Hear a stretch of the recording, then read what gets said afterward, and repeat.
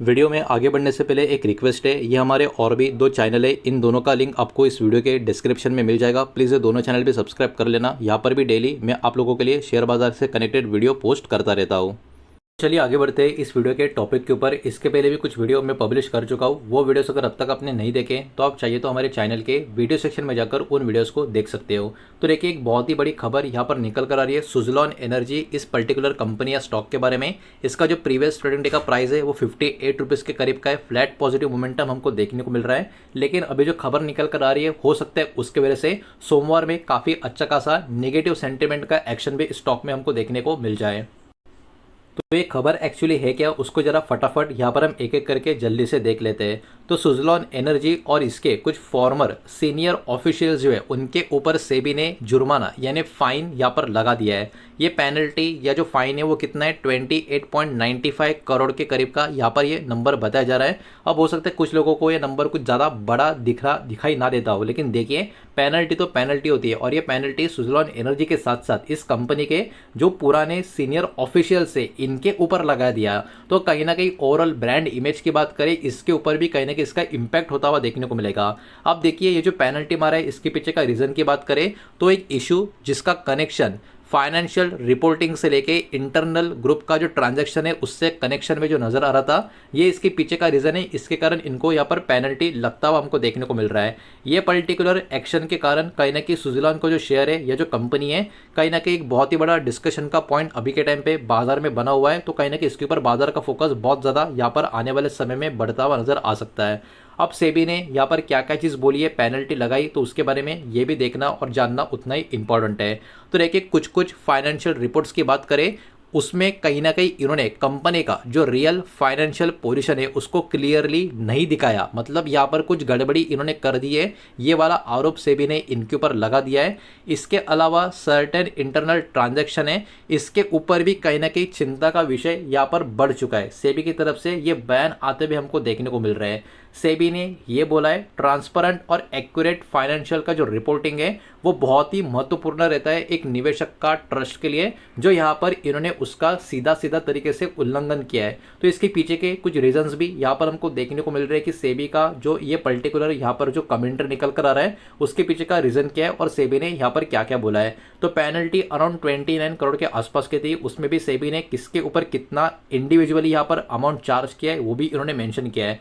सबसे पहले Suzlon energy company के ऊपर जो पेनल्टी है वो 15.95 करोड़ का आपको नजर आएगा।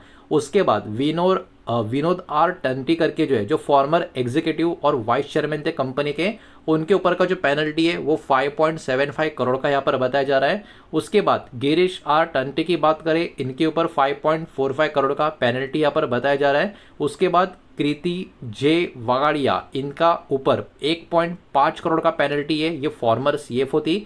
उसके बाद बात करें अमित अग्रवाल की, तो इनके ऊपर पेनल्टी 30 लाख का यहाँ पर बताया जा रहा है।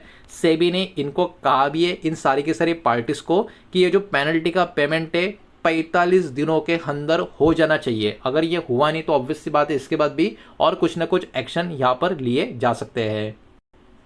तो देखिए, कुछ लोगों को शायद से इसके बारे में कुछ भी अता पता नहीं होगा कि लेकिन ये कंप्लेंट आई कहाँ से, किसने किया कंप्लेंट। तो देखिए, इसकी शुरुआत एक्चुअली 2019 में हुई थी, मतलब कोरोना आए भी नहीं था उसके पहले एक्चुअली इसका शुरुआत हो गया था। एक्चुअली सेबी की तरफ, सेबी के पास एक्चुअली एक एनएमएस कंप्लेंट आती हुई हमको देखने को मिली, और उस कंप्लेंट में कहीं ना कहीं इस कंपनी में फाइनेंशियल इरेगुलेटरीज का चीज़ हो रहा है, ट्रांजैक्शन कहीं ना कहीं अंदर के अंदर कुछ चल रहे हैं, ये सारी एलिगेशन उस केस में हमको वहाँ पर देखने को मिल रहे थे।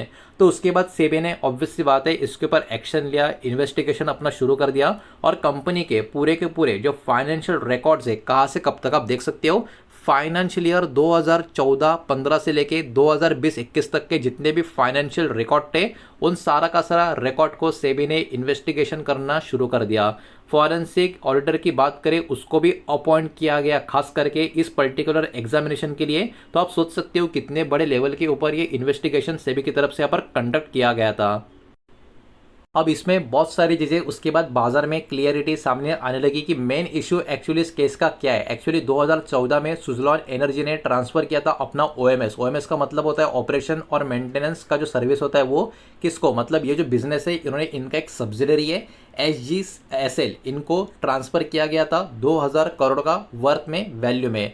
अब सेबी ने अपने ऑब्जर्वेशन में ये लिखा कि कंपनी ने रिपोर्ट किया अकाउंटिंग प्रॉफिट अराउंड 1923 करोड़ का, लेकिन एक्चुअल बुक वैल्यू जो बिजनेस का है वो सिर्फ और सिर्फ 77 करोड़ के करीब का देखने को मिल रहा है। तो इतना बड़ा अमाउंट यहाँ पर किस तरीके से आया? तो इसके कारण सेबी ने एक बहुत ही बड़ा इंपॉर्टेंट क्वेश्चन यहाँ पर रेस किया कि कंपनी का रियल इकोनॉमिक नेचर क्या है, ट्रांजैक्शन का रियल एक नेचर क्या है। इसके सामने सारी की सारी चुनौतियां धीरे धीरे करके इस कंपनी के सामने निकल कर आना फिर शुरू हो गई। इसके साथ साथ और भी कुछ डेटा है वो भी यहाँ पर हम एक एक करके देखेंगे, लेकिन उसके पहले वीडियो को प्लीज़ लाइक कर देना, वीडियो को शेयर कर देना। पहली बार चैनल पर आ चुके हो तो चैनल को भी सब्सक्राइब जरूर कर देना। आप देखिए सेबी ने ऑब्जेक्टिव भी किया 1300 करोड़ का जो पेमेंट था उसके लिए, लेकिन इसके ऊपर भी सेबी का एक स्टेटमेंट भी आपको देखने को मिलेगा। सेबी ने ये कहा कि 1300 करोड़ का जो पेमेंट है जो एक्चुअली इंटरनली लोन के जरिए और सीसीडी अरेंजमेंट के जरिए यहाँ पर इन्होंने ही सर्कुलेट कर दिया था। तो ये बिल्कुल भी सही बात, ऑब्वियस सी बात है, बिजनेस में आपको देखने को नहीं मिलेगी। और ओवरऑल जो ऑर्डर है उसके अकॉर्डिंग 150 करोड़ का जो अमाउंट है वो रोटेट हुआ कितना बार? 6 टाइम। मार्च 2021-2017 की ये बात कही जा रही है। और 100 करोड़ का जो अमाउंट है वो रोटेट हुआ 4 बार, मार्च 2022 और 23 की ये बात की जा रही है 2017 की। तो आप सोच सकते हो same amount multiple time rotate किया गया सीसीडी अरेंजमेंट के थ्रू, लोन के थ्रू। ये कहीं ना कहीं सेबी का आरोप यहाँ पर लगाया जा रहा है और ये पूरा का पूरा अमाउंट निकलकर 1300 करोड़ का पेमेंट का निकल कर आ रहा है, जो गलत तरीके से यहाँ पर अंदर के अंदर सर्कुलेट किया गया था। तो देखिए ये वाला जो ओवरऑल केस है जिसका भी बहुत सारा डेटा मार्केट में एक एक करके यहाँ पर निकल कर आ रहा है इस पेनल्टी की वजह से। इसके कारण जो निवेशक है जो बहुत सारे अलग अलग स्टॉक में निवेश भी करते हैं उनके सामने भी एक बहुत ही बड़ा आप कह सकते हो एग्जाम्पल लेसन भी हमको देखने को मिलेगा। बिकॉज ये केस जो है ये हाईलाइट करते हैं कि किसी भी कंपनी के लिए जो फाइनेंशियल रिपोर्टिंग होती है उसमें ट्रांसपेरेंसी होना क्यों इतना ज़्यादा जरूरी होता है, इंपॉर्टेंट होता है। कॉर्पोरेट गवर्नेंस भी मजबूत क्यों होना चाहिए, ये भी इसके पीछे का एक बहुत ही अच्छा खासा एग्जाम्पल अभी हमको देखने को मिल रहा है। और सबसे इंपॉर्टेंट चीज प्रॉपर डिस्क्लोजर इन्वेस्टर के सामने लेकर आना, ये भी कितना जरूरी होता है, क्योंकि उसके बाद अगर कभी कुछ ऐसे कारनामे हो जाए तो कंपनी का कहीं ना कहीं ओवरऑल ब्रांड इमेज तो खराब होगा ही होगा, वार्ड भी बहुत ज्यादा कंपनी की लग जाती है और शेयर होल्डर्स को भी उसका कहीं ना कहीं बहुत ज्यादा परिणाम भुगतना पड़ता है। तो ये पर्टिकुलर केस जो है एक बहुत ही बड़ा एग्जाम्पल भी हमें अभी के टाइम पे हमको यहाँ पर देखने को मिल रहा है। तो देखिए ओवरऑल खबर जो अभी के टाइम पे निकल कर आ रही है वो कहीं ना कहीं निगेटिव है। बिकॉज सेबी ने अभी इनके ऊपर एक्शन तो ले लिया, कंपनी को भी पेनल्टी भरनी है और जो फॉर्मर कुछ आप कह सकते हो ऑफिशियल्स थे कंपनी के उनको भी पेनल्टी भरनी है। पेनल्टी का अमाउंट दिखने में भले ही बहुत बड़ा रहा हो लेकिन आरोप तो आपको देखने को मिल रहे हैं। इसके कारण स्टॉक में अगर आने वाले कुछ समय तक थोड़ा बहुत निगेटिव सेंटीमेंट या ज़्यादा भी निगेटिव सेंटीमेंट हमको देखने को मिले तो बिल्कुल भी हैरानी होनी नहीं चाहिए। उम्मीद करता हूँ वीडियो समझ आया होगा, पसंद आया होगा तो वीडियो को लाइक करें, दूसरा शेयर करें। पहली बार चैनल पर आ चुके हो तो सब्सक्राइब भी कर देना। और जो भी डाटा मैंने आपके सामने यहाँ पर प्रेजेंट किया वो सब कुछ एजुकेशनल और इन्फॉर्मेशनल पर्पस के हिसाब से ही है। किसी भी तरीके का इन्वेस्टमेंट का एडवाइस या स्टॉक का रिकमेंडेशन मैंने आपको दिया नहीं है, ये बात भी यहाँ पर आप ध्यान में रखें। वीडियो को लाइक कर देना, चैनल को भी सब्सक्राइब जरूर कर देना। मिलते हैं नेक्स्ट वीडियो में, बाय।